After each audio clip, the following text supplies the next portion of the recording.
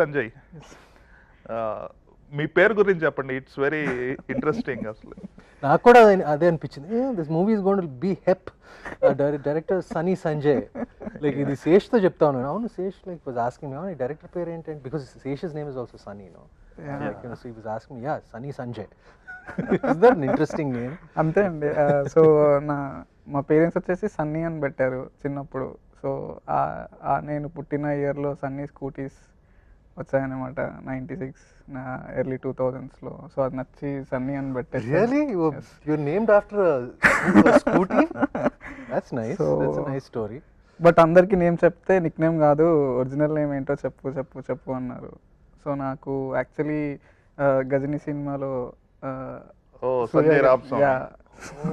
So నాకు చాలా ఇష్టం సంజయ్ అని. నేను మా ఇంట్లో ఆల్మోస్ట్ ఒక గొడవే పెట్టుకున్నాను, నాకు సంజయ్ అన్న నేమ్ కావాలని.